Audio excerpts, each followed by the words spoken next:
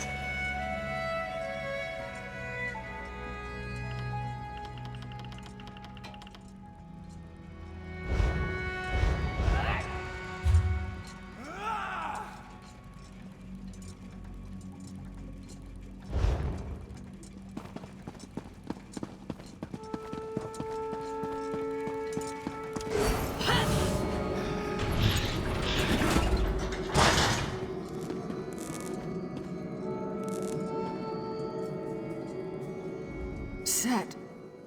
So the seal. Is he... Thank the gears. The people. My people. They're safe. He knew. He knew this would happen. He said I would shine a light one day. Do you see? Everything built to this. Everything. Every battle, every sorrow. It finally makes sense. Don't be. Death is less frightening than a wasted life. I cheated death once, and I'm proud of what I accomplished with my second chance. I don't need a third. Besides, I have people waiting for me in Aetherius.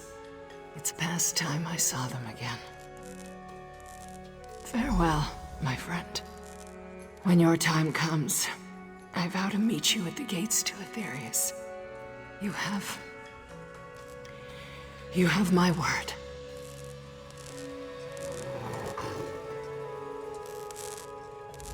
Greetings, resident. Please maintain a safe distance. I am still determining the extent of Proctor Luciana's injuries. Lord Set furnished Proctor Luciana with a wide array of complex enhancements that help sustain and extend her life. These enhancements allow her to wield arcane power inaccessible to most mortals. Unfortunately, her struggle against Nocturnal's assault overtaxed the system, resulting in catastrophic damage to all rejection inhibitors and nerve junctions. It seems her body was incapable of handling the strain. I lack the requisite data to offer you a definitive prognosis. Initial findings indicate a low probability of survival. I can direct you to a brief specialist if you wish. Please know that I will continue to execute my duties with all due diligence.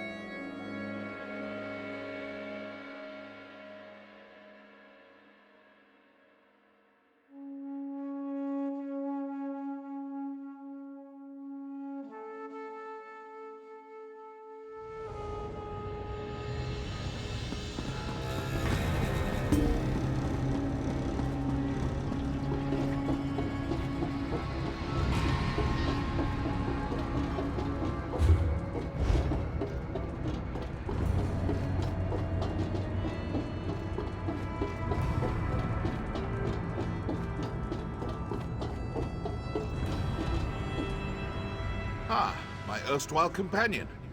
You look remarkably coherent. Most mortals caught in a Daedric tempest would suffer some lasting effects. I'm impressed. Baffled, but impressed. Already? I expected him to wait at least a week before summoning me. Seal's concept of time bears only a faint resemblance to our own. You should set out. I'll be along shortly. You didn't, though. Bully for you. In truth, I sought an alternate route to the throne, through the Everglow. Unfortunately, Nocturnal detected my presence immediately. One of the few burdens of near-divine power, and difficult to miss. Trapped? No. Impeded, perhaps? Fortunately, Nocturnal's attention turned to you and the good Proctor when you defeated the Shadow. It gave me the opportunity to pinpoint the object of her fury. You. I followed her to the throne. The rest is history. Taking it all in, I suppose. Surely you won't begrudge me a moment of vulnerability. This place, it is something. I sense that I won't return anytime soon, if at all. When you've lived as long as I have, that actually starts to mean something. One can only marvel at a rival's triumphs for so long before that awe turns to resentment. And I have no time for petty jealousy. I have plans of my own, and countless realms to explore. I can't afford to linger anywhere for long.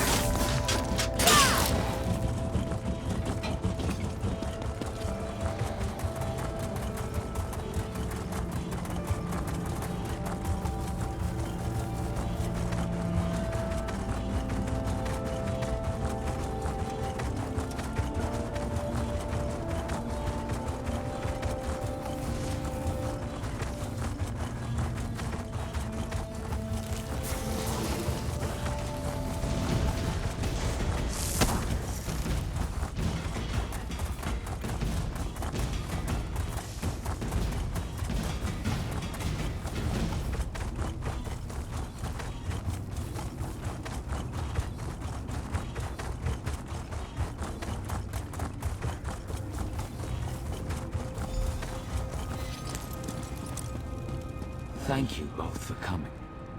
Of course, old friend. You seem troubled. More troubled than usual, I mean. Perceptive, as always. I do not wish to diminish your achievement, but Nocturnal's defeat here will be short-lived. What's more, she does not act alone. A third enemy looms at the edge of my sight. Their covetous eyes are now fixed on the Somerset Isles. Then we should inform the rest of the Psijics.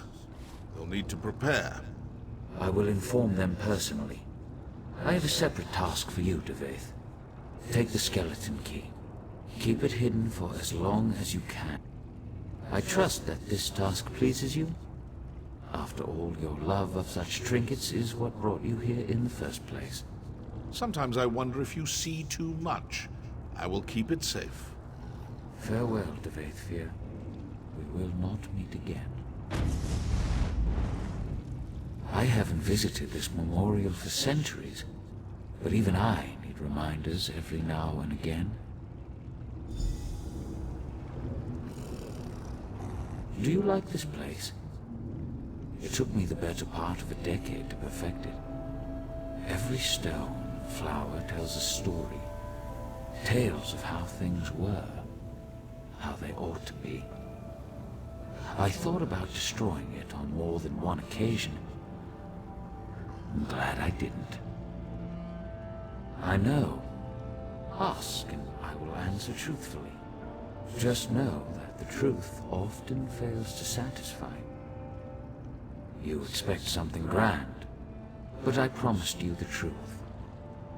I am only what time and circumstance made me. Son of a lost house, friend to a fallen king. Some will tell you that we are the product of our choices. I've never found that to be the case.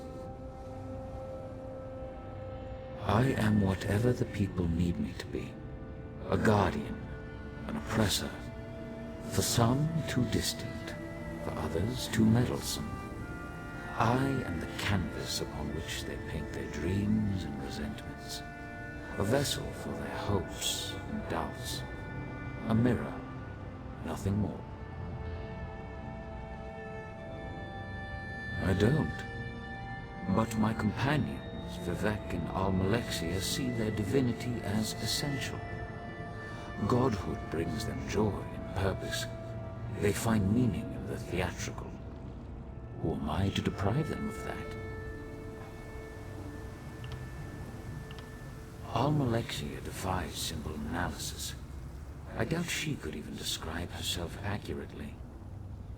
To understand Almalexia, you must first understand the value of fiction. Vivek fancies himself the poet, but in truth, AM is the great storyteller.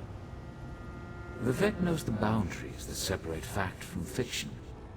He knows them so well that he's learned how to break them. He exists inside his verse, but recognizes the lies, the contradictions. He both does and does not believe his own tales. She believes her tales implicitly, as does everyone else. Her capacity for deception appears limitless. She sows lies like a master gardener sows seeds, and the harvest of trust and adulation is breathtaking in scope. Not in the slightest. As I said, we are, all of us, bound by our nature. Almalexia does what she does because she cannot do otherwise. It will not end well. But then, even the best endings rarely bring joy. I sometimes ask myself the same thing. May I confess something to you? I suffer from a peculiar ailment. Shall I describe it? I bear the cruel weight of certainty. Total, absolute, relentless certainty. People rarely comprehend the luxury of doubt, the freedom that comes with indecision. I envy you. Indeed, but such questions are flaccid, cursory indulgences that come and go in an instant. The truth is that my actions, both good and evil, are inevitable, locked in time, determined by chains of action and consequence. Compelled. This city serves a noble goal, the redemption of Tamriel, the unification of competing forces, the destruction of the Daedra. Unfortunately, it is an endeavor built upon a lattice of corpses. Betrayal, untold horrors. Do you understand? Then I pity you.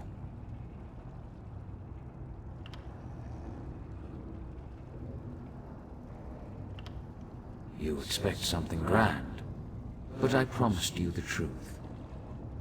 I don't. But my companions, Vivek, Almalexia, Vivek, no, she believed. Not in the slightest. As I instructed Devaith to run from the battle that is to come. Now, I urge you to run toward it. Long ago I brokered a truce with the princes of Oblivion. This pact bound 8 princes to an oath that they would never again set foot on Tamriel. Nocturnal was not present when the princes signed the Cold Harbor Compact. Thus she flouts its restrictions. Now, this is important. Nocturnal does not act alone. 2 other princes lie in wait, Clavicus Vile and Mafala. Schemers. A prince of foul bargains and a prince of lust and conspiracy. They pose a significant threat to mortals when they act alone. When they act in concert, especially with Nocturnal present, the threat becomes existential. I have preparations to make my Clockwork realm. You must stay vigilant. Take heed of any Daedric incursions and stand ready to fight. The prisoner wields great power, making reality of metaphor. We will need you before the end. A fool's hope, perhaps. I should explain. Look around you. All of this exists because it must exist. I stand here, in this place, in this moment, not because I wish to, but because I have to. A result of action and consequence. Clever, but incorrect. The prisoner must apprehend two critical insights. First, they must face the reality of their imprisonment. They must see the determinative walls, the chains of causality that bind them to their course. I have, but I fall short of the second insight. The prisoner must see the door to their cell. They must gaze through the bars and perceive that which exists beyond causality, beyond time. Only then can they escape. I see only unsteady walls. If the people of Tamriel must exist inside this cell, I will make sure that the walls are stable, the gaps are sealed, and all who remain stay safe within it.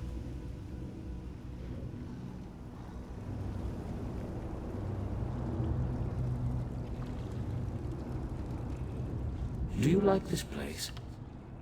It took me the better part. I've met few heroes like you. Very few.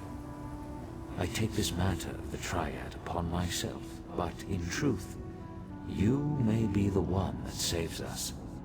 The prisoner who frees the world. We shall see. Farewell.